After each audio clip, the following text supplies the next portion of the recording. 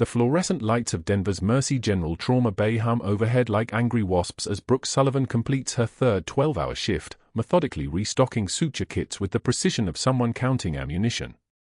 Her movements are economical, practiced, nearly invisible to the attending physicians who breeze past in their white coats and superiority. She wears plain navy scrubs, hair in a tight bun, no jewelry except a simple watch with a scratched face. When she hangs her jacket in her locker at the end of shift, the camera would linger if anyone was watching, a faded unit patch sewn carefully inside the lining, Special Forces insignia from Kandahar, the letters worn nearly smooth from 18 years of being hidden. Her hand shakes slightly as she touches it, muscle memory waking up something she'd buried. Then she closes the locker quickly. Gone. The night shift is chaos the way every night shift is chaos. A construction worker with a crushed hand screams loud enough to crack the tile. A diabetic in DKA arrives with respiration so fast his chest barely stays still between breaths. And then they wheel in a major from Kandahar, Major David Chen, unconscious, blood on his uniform, and Brooke's vision narrows to a single point because she recognizes the unit patch on his shoulder. Her son's commanding officer.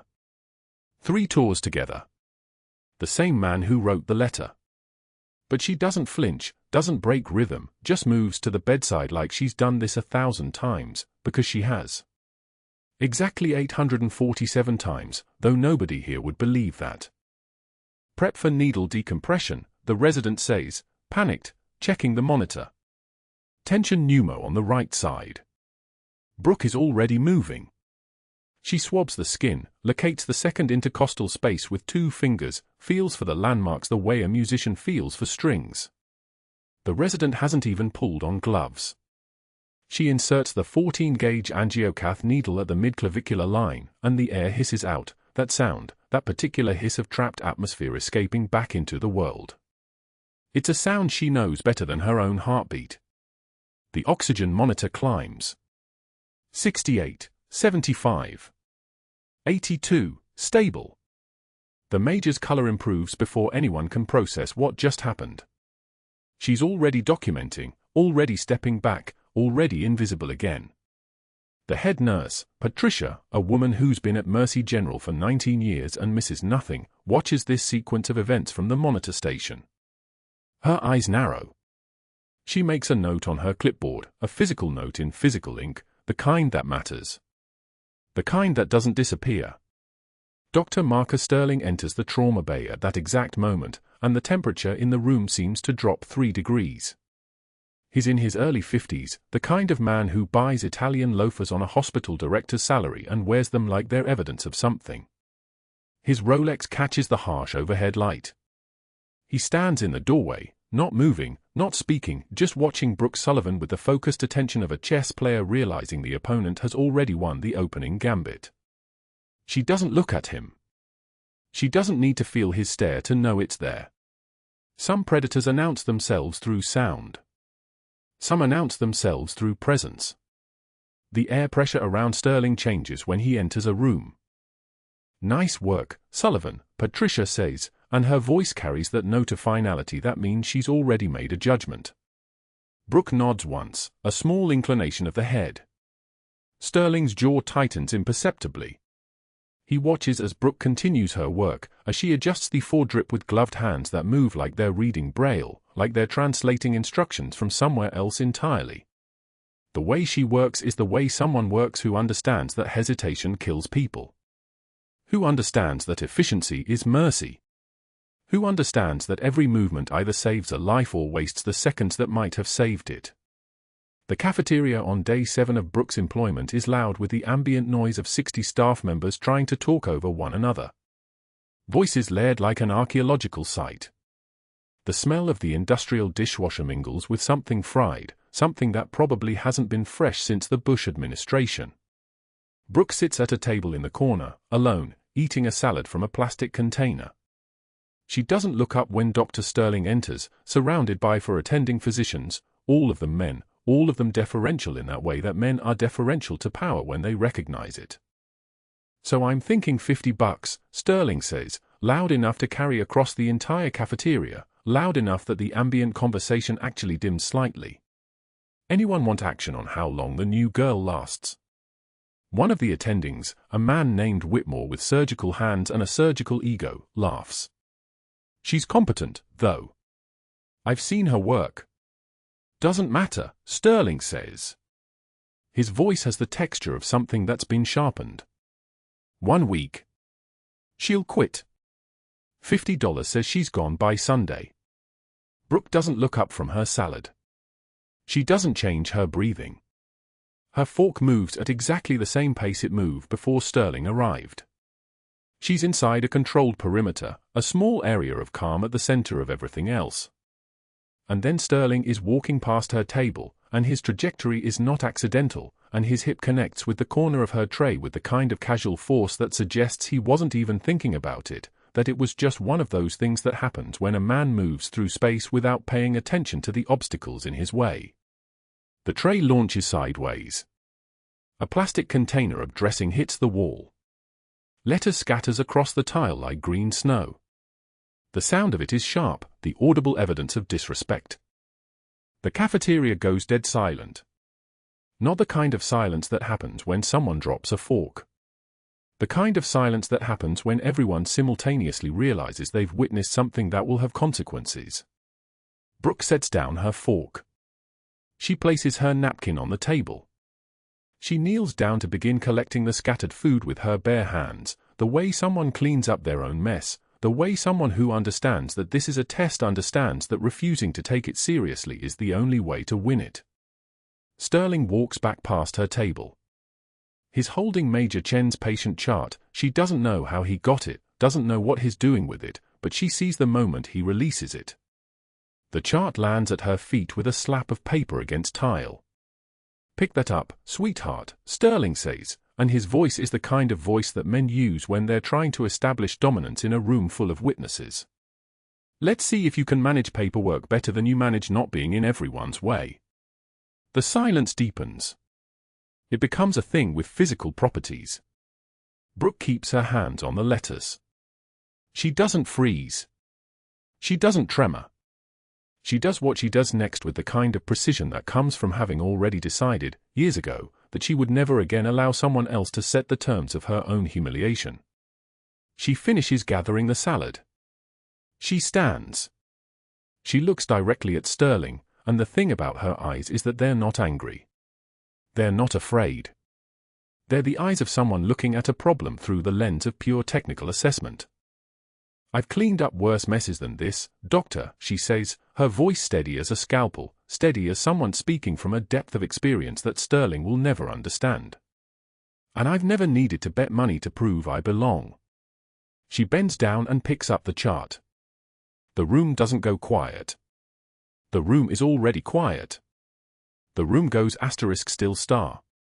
It's the kind of stillness that happens when a prediction has just been made, when everyone in the room understands simultaneously that something has been set in motion that won't reverse, that the narrative arc has shifted, that they are all now waiting to see how this resolves. Sterling's face hardens. His hands clench. He turns and walks out of the cafeteria without another word, and as he passes through the doorway, his presence leaving the space like a storm passing over, Brooke Sullivan returns to her table, sits down, and picks up her fork. She takes a single bite of salad. Patricia, who has been standing at the coffee station the entire time, slowly sets down her cup. One of the attendings, Whitmore, pulls a $50 bill from his wallet and slides it across the table to the surgeon next to him. Nobody speaks. Nobody needs to. Everyone has just witnessed something they don't quite have language for yet, something that exists in the gap between what they believed about the quiet nurse and what they just saw her do without raising her voice, without trembling, without breaking eye contact. Brooke tastes the dressing on the letters. It tastes like victory and vinegar and the beginning of something neither she nor Sterling is prepared for. The letters tastes like victory and vinegar and the beginning of something neither she nor Sterling is prepared for. By the next morning, Brooke has already reviewed the intake logs 3 times. Day 3 at Mercy General. She knows every patient on the trauma service, their vitals, their trajectories, their chances. She moves through the hallways with the same quiet efficiency that drew notice on day one, her badge clipped to her pocket, her hand steady as they adjust fall lines and check dressing wounds. The fluorescent lights hum their relentless song above her head. She doesn't hum back. At 08 for 7 hours, the ambulance bay doors swing open. The stretcher comes in fast, the paramedics calling out numbers like a military cadence: blast injury, compound fractures, shrapnel lodged 2 centimeters from the spinal cord. The patient is a man in his mid-40s, muscular even through the trauma, his jaw set against pain with the kind of discipline that doesn't come from civilian life. Major Chen. Brooke knows his face from the photographs on her son's bedside table. She knows his voice from the video call last month when her son was so sick with homesickness that even a commanding officer's check-in made a difference. She knows that if her 16-year-old found out his commanding officer was here, bleeding on a stretcher, everything would unravel in ways she's spent 3 years carefully managing. She doesn't flinch. The trauma team assembles: 2 residents, a surgical intern, and Dr. Sterling, who appears in the bay with the territorial instinct of a predator sensing wounded prey. Brooke moves to the head of the bed, her movements economical, professional. The chart appears in her hands. She reads it once, absorbs it, becomes an instrument of its execution. 14-gauge angiocath needle goes in clean on the first try. Blood work drawn. Monitors attached. The heart monitor's rhythm steady, almost accusatory in its normalcy given the damage underneath. "Let's get him upstairs for imaging," Sterling says, his voice carrying that particular tone of authority men use when they're still trying to prove they're the smartest person in the room. Brooke continues charting, her handwriting precise as surgical incisions. BP 134/87 and holding.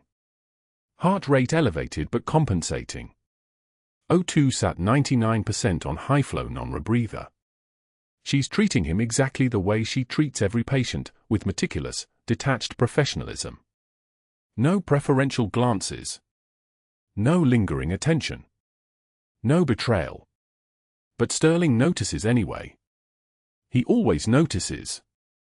Later, in the physician's lounge where the coffee tastes like burnt regret and the leather chairs carry the permanent impression of men who've sat in them too long, he asks a resident about the new trauma nurse. "She seemed very attentive to the major," he says, his voice pitched low, conversational. "Any idea why?" The resident, a third-year named Davies who hasn't learned yet that answering Sterling's questions is like volunteering for a committee nobody wants to serve on, shrugs. "She's attentive to all the patients. That's kind of her thing." Sterling's smile doesn't reach his eyes. It never does. His eyes are the color of wet concrete, flat, reflective, utterly without warmth. "Get me her personnel file," he tells the resident. "Previous employers. Anything you can find. I want to understand our new staff better." By noon, Brooke has checked Major Chen's vitals for times. The charting never shows this. The official record will show standard hourly monitoring. But between 1100 and 1130, she finds a reason to pass his room. The fall line needs adjusting. The monitor leads need repositioning. Small clinical justifications that hold up in a chart but feel like lies when she looks at his sleeping face and sees her son's loyalty reflected in the set of his jaw. Sterling assigns her to a lower acuity patient that afternoon. A woman with chest pain that's already been cleared by EKG. A man with back strain who should be in an urgent care, not a trauma center. The message is subtle but unmistakable: your attention to the major has been noted, and now your access is being redefined. Brooke accepts the new assignments without complaint, her expression unchanged. She treats the lower acuity patients with the same precision she would bring to a multi-system trauma. This is not punishment, this is strategy, and she recognizes it the way an apex predator recognizes a territorial boundary. By evening, Sterling has mentioned to at least 3 staff members that Brooke seems very invested in the major's care. He frames it casually, concern masquerading as observation: "I wonder if there's a personal connection there. We should be mindful of conflicts of interest." The words are toxic seeds, carefully planted in soil where they'll take root. Brooke continues her work. At 2,200 hours, when the night shift begins and the hospital transforms into a different kind of ecosystem, she finds herself stationed at a desk adjacent to the patient monitoring station. Major Chen's room is visible from where she sits. His vital signs scroll across the screen like a heartbeat made digital. She watches. Not obsessively. Not with the obvious attention that Sterling is hoping to catch her with. But with the particular vigilance of someone who has spent more than a decade understanding that the difference between life and death sometimes comes down to noticing a pattern before it becomes a crisis. His numbers are good. Better than good. The shrapnel near his spine hasn't migrated. The surgical team is talking about a procedure in the morning, careful, meticulous extraction performed by a neurosurgeon who once served in the Navy himself, which means he understands the difference between textbook reconstruction and the kind of surgery that returns someone to duty instead of a desk job. Sterling appears at the monitor station at 2,245 hours, coffee in hand, his suit jacket removed and his tie loosened in that careful way that's meant to suggest a man who works harder than anyone else. He looks at the screen. He looks at Brooke. He doesn't say anything, but his silence is louder than accusation. He already knows she's watching. He's counting on it. Because every moment Brooke spends monitoring the Major is a moment she's not noticing the equipment discrepancies, the phantom procedures, the $47,000 in March charges for replacement surgical trays that never arrived because they were never ordered. The night settles in around them, the hospital's skeleton crew moving through corridors that stretch longer in darkness, the ventilators wheeze their mechanical rhythm, the monitors beep their patient songs. Brooke finishes her charting on Major Chen. Standard vitals. Normal wound assessment. Everything documented in the language of medicine that will never reveal the civilian language underneath. I know you. I'm watching your son's hero try to survive. I'm counting the hours until morning when they cut into his spine and pray they don't sever something sacred. She adjusts his fur line even though it doesn't need adjusting. She checks the monitor even though the monitor is checking itself. Her hands move with the practiced precision of someone who has done this in field hospitals where the electricity was intermittent and the light came from flashlights held by people too young to understand they might not see another sunrise. The rhythmic beep of the heart monitor. The buzz of fluorescent lights like insects trapped in amber. The smell of antiseptic that never quite covers the underneath smell of human fragility. And somewhere in Sterling's office, a phone call being made to a hospital board member, a story being woven about boundary issues and conflicts of interest, a trap being constructed piece by careful piece. Sterling closes his door at 2,300 hours.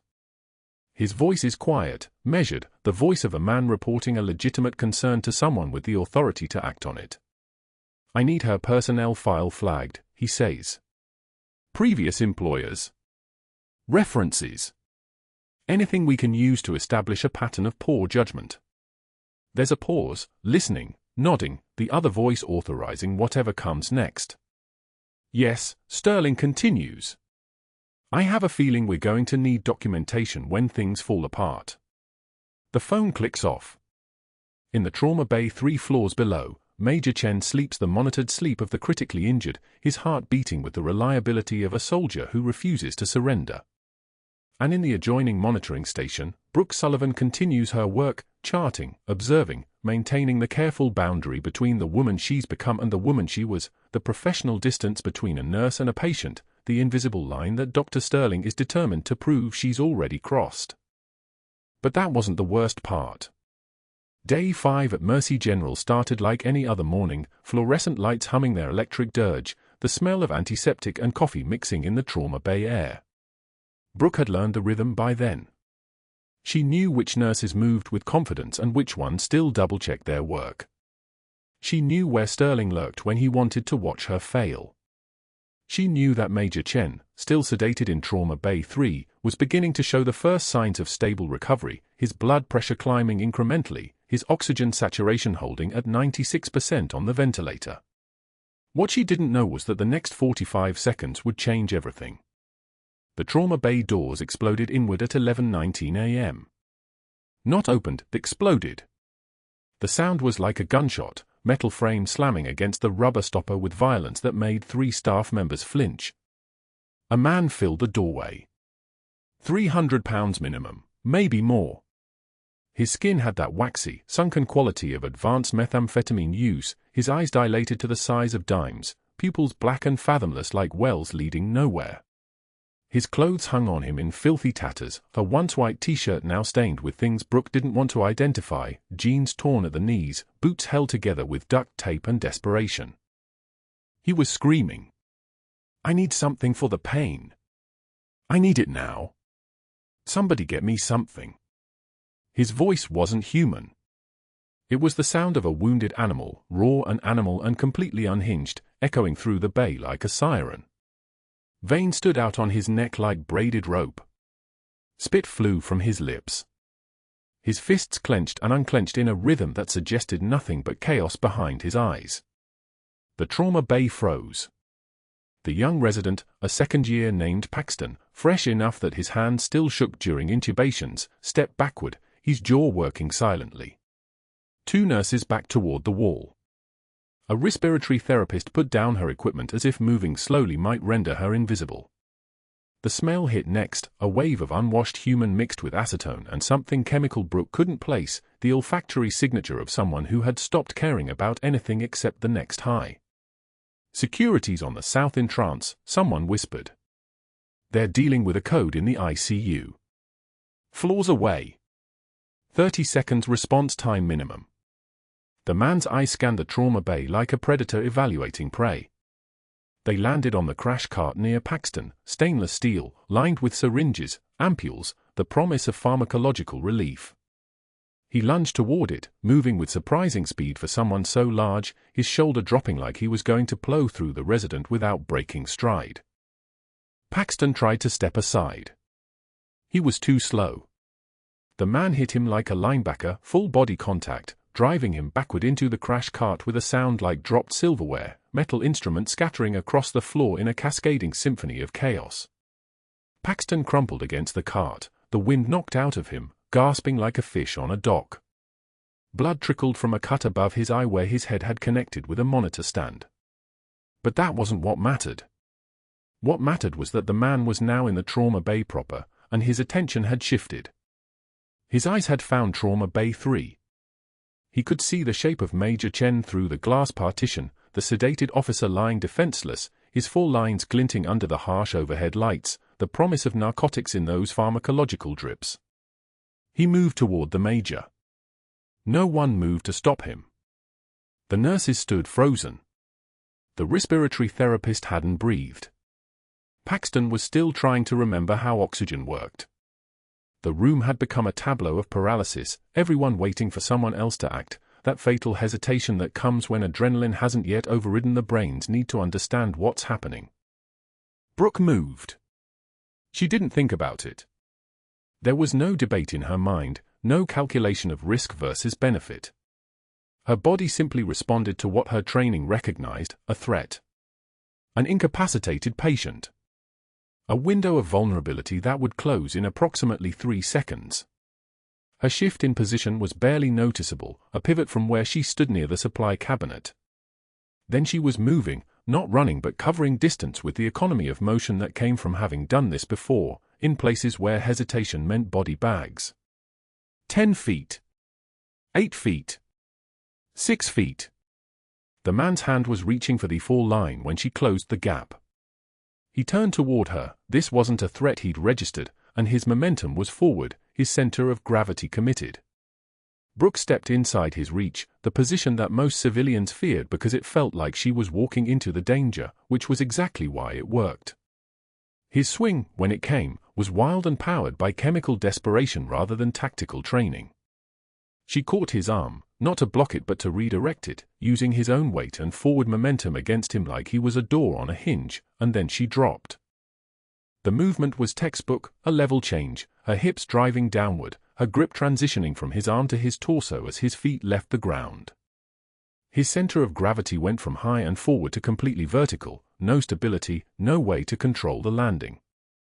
He went down hard, face first to the linoleum floor, the impact echoing through the trauma bay like a bass drum hit, and by the time his body processed what had happened, Brooke had his right arm tucked behind his back, her left knee planted firmly on his spine, her other hand controlling his head in a position where resistance meant a broken neck. "Stay down," she said quietly. Her voice was level as a horizon. Her breathing was controlled. No adrenaline spike, no tremor. "Stop moving and you might leave here conscious." The man's face was pressed against the cold floor, his left cheek flattened against the linoleum. Blood trickled from his nose where it had connected with the tile. His left arm flailed uselessly, then went still as he registered the pressure on his spine, as his reptile brain understood that resistance equaled pain. His breathing became ragged, panicked, the sound of someone whose fight had been removed from the equation in roughly 3 seconds. The trauma bay remained frozen. Paxton's mouth hung open. The 2 nurses against the wall had their hands over their mouths, one of them trembling slightly. The respiratory therapist was staring at Brooke with an expression that suggested she'd just witnessed someone tear apart a car door with her bare hands. Time had compressed into that moment. 1 second she'd been standing by the supply cabinet, the next a 300-pound intruder was on the floor wondering what had gone wrong. The intruder struggled once, a reflex, and Brooke increased the pressure fractionally. Not enough to cause real harm. Just enough to communicate that the transaction was closed. He went still, gasping, the fight completely gone from his body, replaced by the animal submission of something that had lost a confrontation it didn't understand. Security arrived 28 seconds later, 3 officers jogging through the doors with their hands already on their radios saying something about a code blue in the ICU that wasn't actually a code blue, just a drill, a 911 that had resolved itself. They took one look at the scene, the massive man face down on the floor, Brooke kneeling on his spine with absolute control, the entire trauma bay staff staring like they'd witnessed a god descend from the ceiling, and one of the security officers, an older man named Holloway who'd worked at Mercy General for 17 years, actually took a step backward. "We've got him," Brooke said, standing up smoothly, her movements precise and controlled as she released the man's arm and stepped back. "He's cooperative now. Your call." The security team took over without comment, cuffing the intruder with practiced efficiency, reading him his rights in voices that suggested they'd had this conversation 1,000 times. Brooke stepped back and returned to Trauma Bay 3 without making eye contact with anyone. She didn't dust off her scrubs. She didn't catch her breath. She checked Major Chen's for line, verified that the fluids were running clear, confirmed that the ventilator settings hadn't been disturbed, her hands as steady as surgical steel. Her heart rate was probably elevated, but only slightly. Pain is data. Adrenaline is information. She'd learned long ago that your body either serves you or betrays you, and she'd trained for both. It wasn't until she was documenting the incident in the chart that she noticed the tremor in her hands. Not fear. She recognized fear, had lived with it, had learned to function through it. This was something else, restraint. The physical manifestation of a woman who'd just spent 3 seconds using approximately 4% of the violence she carried in her muscle memory, 4% of techniques that had been honed across for deployments and hundreds of hours in tactical training. The tremor wasn't fear of what she'd done. It was the effort of not doing more. She steadied her hand and finished the chart entry. What she didn't see was Dr. Sterling standing in the hallway window, his face having made the journey from pale to red to a shade of color that suggested either a stroke or pure rage. He was watching her, watching the way she moved with complete authority now, watching the way every staff member in the trauma bay was suddenly avoiding his eyes. He was standing there with his phone already in his hand, his thumb already moving, already composing the message that would change everything. By 12:15 p.m., he would have called 2 board members. By 1:08 p.m., he would have contacted her references at her previous hospitals, weaving a narrative of an unstable employee with violent tendencies, a woman who'd assaulted a patient seeking medical care, a security risk that needed to be removed immediately before something worse happened. But that wasn't the worst part. The worst part was that he was right about one thing: she was dangerous. He just had absolutely no idea why, or to whom, or what was about to walk through those doors the moment her identity became relevant to people who existed far above his pay grade. Within 15 minutes, Dr. Sterling's office door locked with a soft click that sounded like a coffin closing. His hand shook as he reached for his desk phone, not from fear, but from something worse, the clarity of a man watching his entire operation crumble in real time. He'd underestimated her. Catastrophically. And now there was only one option: rewrite the narrative before anyone else could piece together what they'd actually witnessed on that trauma bay floor. His first call went to Richard Bancroft, one of the 2 board members who'd taken his $50 bet in the cafeteria 3 days ago. The line rang twice. "Richard, it's Sterling. We have a serious liability issue." His voice came out steady, practiced, almost. "A nurse on my staff just physically assaulted a patient seeking medical help. Violent tendencies. Clear safety hazard. We need immediate termination and documentation." The pause on the other end lasted 2 seconds. Then, "How serious?" Patient was in medical distress, confused. She responded with excessive force. "Could be a lawsuit." Sterling watched the rain begin to streak his office window. "I'm concerned about her stability. History might reveal patterns. I'll make a call to HR, get it documented." The line went dead. Sterling's breathing steadied. That was one domino. Now for the architecture of the lie itself. He opened his email and began typing a message to the HR director, his fingers moving with the precision of a surgeon, which, in a way, he was. He was operating on Brooke Sullivan's career with a scalpel made of words. He wrote incident reports that had never happened, described a use of excessive force with clinical language that made it sound both inevitable and dangerous. He attached them to the email with timestamps that predated today, each one another layer of credibility he was building from nothing.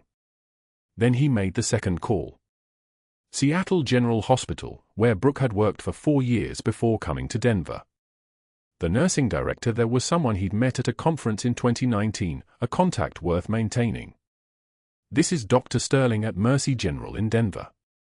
I'm calling about a former employee of yours, Brooke Sullivan. She's applied for a position here and we're in the final verification stage." His voice carried the weight of institutional authority, the kind of tone that made people believe things without asking too many questions. "I need to ask if there were any disciplinary issues. Anger management concerns. Unexplained gaps in her employment records." He listened to the pause. He knew what would come next, the careful response of someone protecting their institution. "I don't recall any significant issues with Ms. Sullivan. She was actually one of our most reliable nurses." "Nothing concerning?" "No incidents." Another pause. Longer this time. "No. She was exemplary." "Why do you ask?" Sterling smiled. The beauty of a lie, he'd learned years ago, wasn't in its perfection, it was in planting the seed of doubt. "Just being thorough. Thank you for your time." He hung up before they could ask follow-up questions. That call had done its work, it had made them wonder, made them second-guess their own memory, made them a potential corroborating witness to a narrative that didn't exist. Within the hour, 2 security guards appeared at Brooke's station while she was charting the Major's post-procedure vitals. One of them, a man named Torres who'd always been polite to her, looked genuinely uncomfortable. "Ms. Sullivan? You need to come with us." She looked up from the computer screen, her hand still on the keyboard. "Is something wrong? We need you to come to HR. Right now." The walk through the trauma bay felt longer than it should have. Brooke moved with the same composed efficiency she'd shown during the takedown, but she could feel the weight of every eye in the room.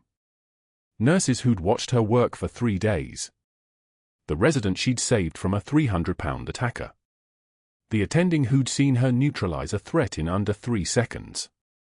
All of them suddenly studying their charts with intense, deliberate focus, refusing to meet her gaze because they'd already learned what happened to people who stood too close to a falling object. The HR office was on the 4th floor. Sterile. Fluorescent lights humming their mechanical drone. A supervisor named Michelle sat behind a desk with a folder already open, already prepared. She didn't make eye contact until Brooke was seated. Effective immediately, you're suspended pending investigation into use of excessive force against a patient, Michelle read from a script that had clearly been written in the last 30 minutes. The hospital takes patient safety very seriously. He was attacking the patient, Brooke said. Her voice came out even. He was moving toward the major's bedside. Security was floors away. The patient was in medical distress and you responded with violence. We have documented concerns from Dr. Sterling about your behavioral history. Previous incidents at your prior hospital. This pattern. There is no pattern. Brooke's hands were folded in her lap. Still. I performed a defensive maneuver to protect a vulnerable patient. Standard protocol. Michelle pushed a manila folder across the desk. Your badge is deactivated as of now. You'll be contacted about the formal investigation timeline. For now, you're not to enter the building without direct authorization from administration. The walk back through the hospital felt shorter. Muscle memory, maybe. The same neural pathway that had taught her body how to disarm threats 3,000 miles away in a combat trauma bay now guided her through these corridors with the same steady pace, the same absence of effect. She passed Dr. Sterling in the hallway outside HR. He was standing with his arms crossed, leaning against the wall with the casual satisfaction of a man who'd just won something he'd set out to take. He didn't say anything. He didn't need to. His eyes were enough, a flat, cold acknowledgement that he'd seen her power and had responded the only way a man like him knew how, by breaking her from the inside before she could discover what he'd been hiding. The automatic doors of Mercy General's main entrance opened as she approached. Outside, Denver's evening rain had started to fall, thick and steady, turning the parking lot into a mirror of gray sky and sodium vapor light. She walked through it without hurrying. Her scrubs were still damp with the major's blood from the afternoon. Her hands smelled like antiseptic and copper. She drove home in silence, her fingers gripping the steering wheel with the kind of tension that comes from holding something together through sheer force of will. The rain hammered the windshield like applause for something she didn't want to celebrate. Her 16-year-old son, Marcus, came home from school at 3:45 p.m. He dropped his backpack by the kitchen door and was already reaching for the refrigerator when he saw her. She was still in her scrubs. Still wearing the blood. Still sitting at the kitchen table in the exact same position he'd left her in that morning, except now her hands were shaking, not visibly, but enough that she'd folded them on the table, palms down, as if she could anchor them there. Mom. His voice came out small. Confused. Why are you home? She couldn't answer. The words were somewhere behind a wall she'd built out of protocol and training and survival, and if she opened her mouth to let them out, everything behind that wall would come pouring through, and she couldn't afford to let her son see that. Not yet. Not when she didn't have an explanation that wouldn't terrify him. She just shook her head, and the tears came anyway, the first time Marcus had ever seen his mother cry. Not when his father left.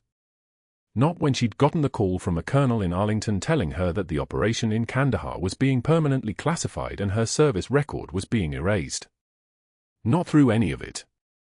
But now, sitting at a kitchen table in Denver, Colorado, wearing scrubs that smelled like a trauma bay and a hospital that had just decided she was too dangerous to save. Marcus sat down beside her, his backpack still half open on the floor, his afternoon homework forgotten. He didn't know what to say. Neither did she.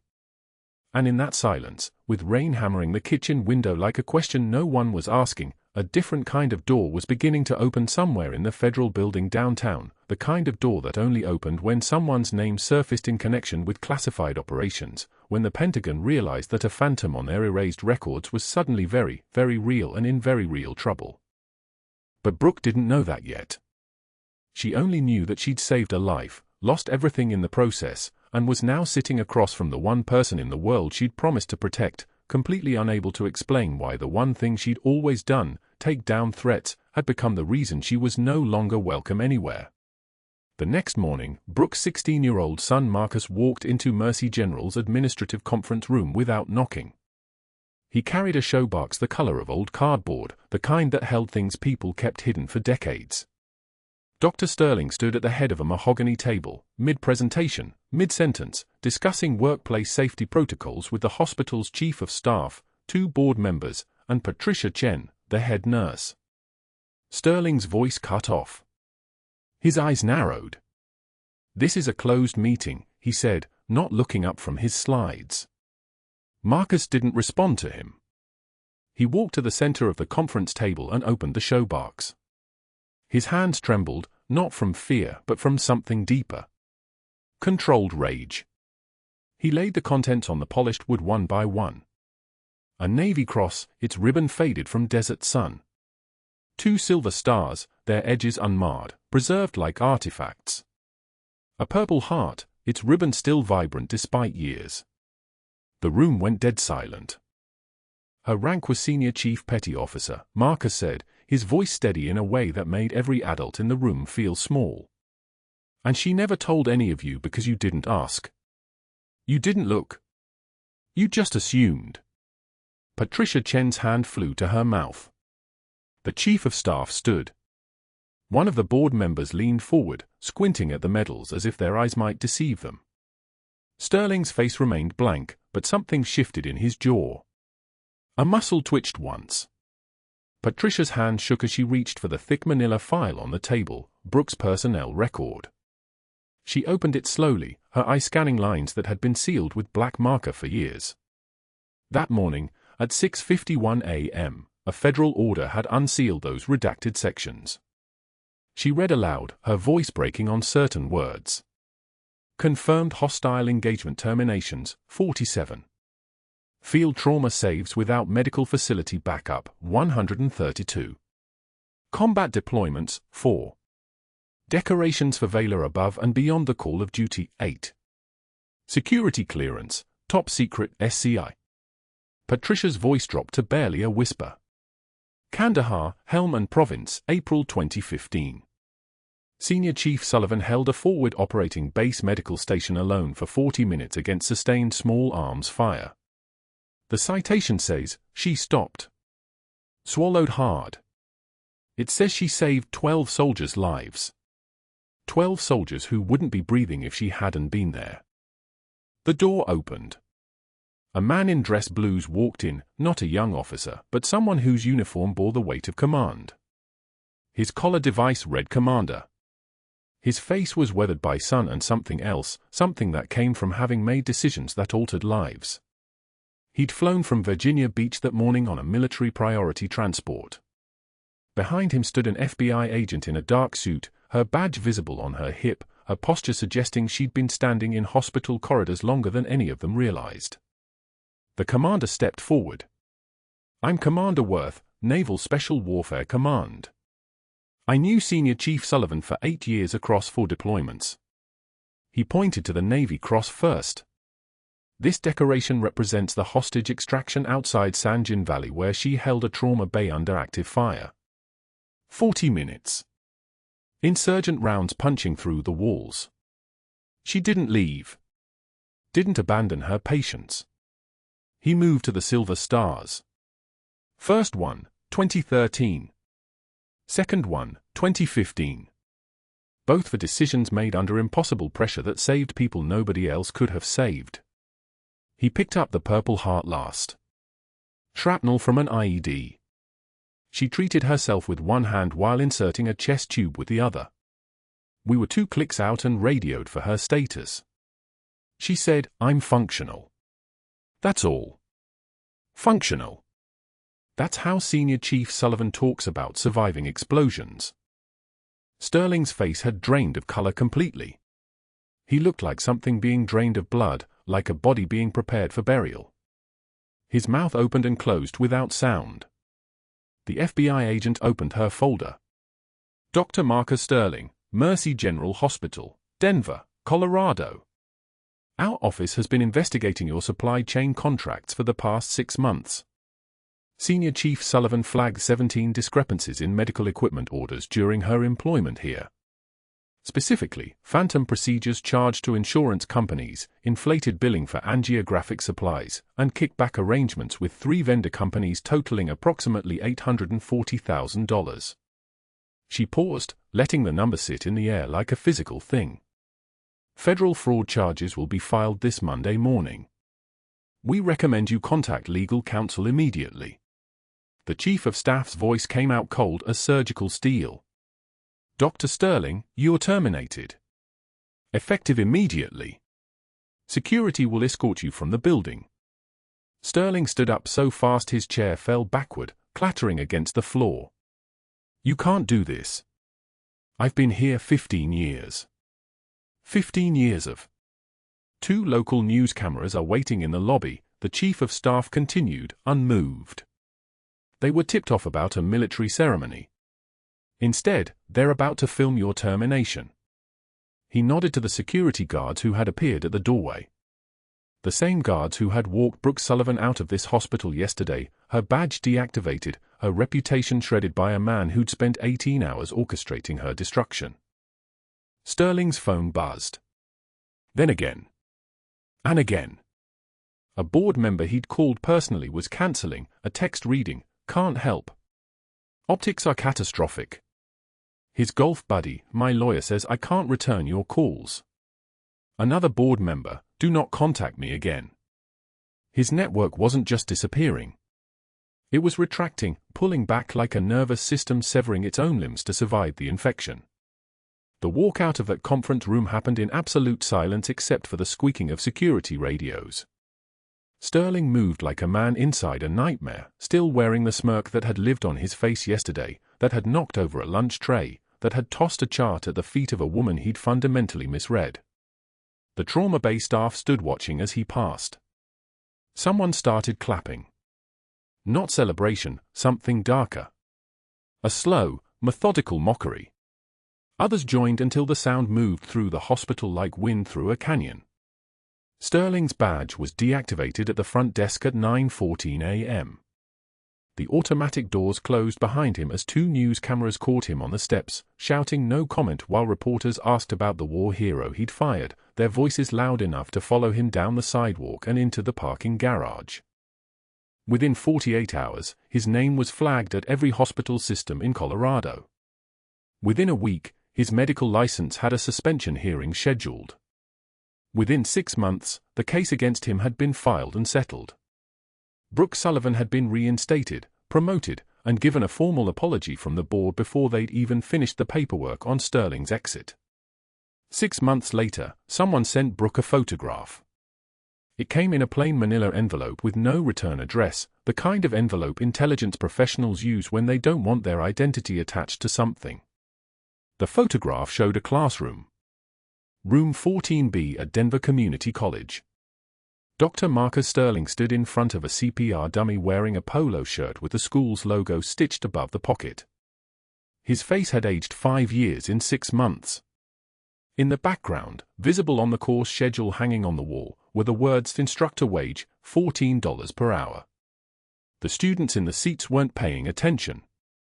They were scrolling phones, checking watches, waiting for the hour to end so they could leave a man teaching life-saving techniques to people who didn't want to be there. Brooke stood in the state-of-the-art trauma center at Mercy General, the new director of emergency medicine. The white coat fit her like something she'd been wearing for years, crisp and official. Behind her desk, in a simple black frame, was the faded Special Forces unit patch from Kandahar, the same patch that had lived inside her jacket lining for 7 years, hidden from everyone, worn against her heart like a secret scar. Now it hung where every doctor who doubted her had to walk past it daily. Major Chen had recovered completely, returned to active duty in San Diego with a letter of commendation Brooke's son kept on his desk. Her son had started a mentorship program teaching other kids whose parents carried invisible service records. Patricia Chen had become her closest colleague. They had coffee every morning in the cafeteria, at the same table where Sterling had knocked over her tray like a man trying to break something he didn't understand. On Brooke's desk, next to her stethoscope and her nameplate, was a small card her son had made. It read, in careful handwriting, "True class is what you do when the lights go out." She kept it where she could see it every day. And on the break room wall, someone had framed the sticky note that Sterling had left on her locker after her shift. The one that said "Quitter" in large block letters. Below it, in neat black marker, A new caption had been added: "She stayed." Subscribe for more stories about the people who save lives while the world walks past them. Like and comment if you've ever been underestimated by someone who didn't know your true value.